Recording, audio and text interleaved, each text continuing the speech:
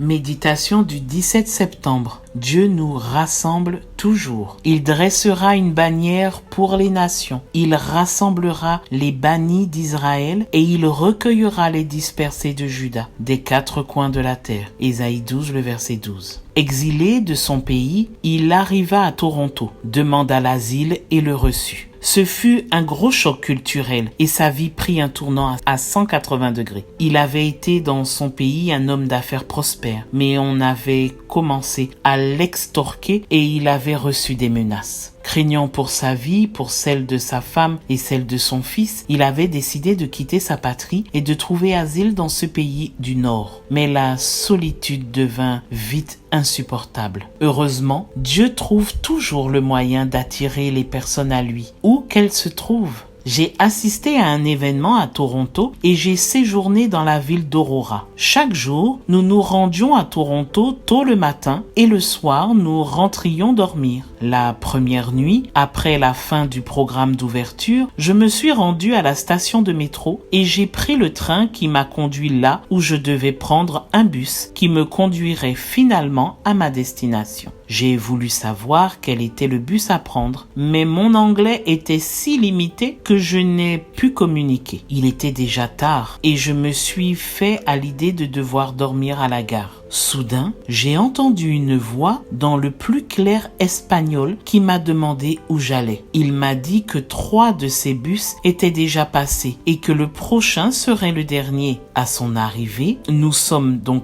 partis ensemble. Cette nuit-là, il m'a emmené chez lui, m'a tout offert, jusqu'à même m'inviter à séjourner. Je me suis alors rendu compte que de sa grande solitude, nous sommes devenus amis. Et un jour, nous avons joué au football avec sa famille. Je lui ai finalement dit qu'il y avait à Toronto beaucoup d'hispaniques de différents pays et qu'il pouvait se faire des amis. Je lui ai présenté l'ancien de l'église et il a effectivement commencé à venir avec sa famille. Grâce à la fraternité et à l'amitié, il a commencé à étudier la Bible et a appris le message du salut. Aujourd'hui, alors que nous avons plus de moyens pour communiquer, comme par exemple les réseaux sociaux, nous éprouvons beaucoup plus de solitude. L'isolement est un des grands maux du 21e siècle. Mais Dieu promet de réunir ses enfants et d'être lui-même avec nous. Si aujourd'hui tu te sens seul ou isolé du monde, Dieu te dit, l'Église est le lieu où tu peux me rencontrer et rencontrer d'autres personnes qui m'aiment. Excellente journée à toi, que Dieu te bénisse et à demain si Dieu veut.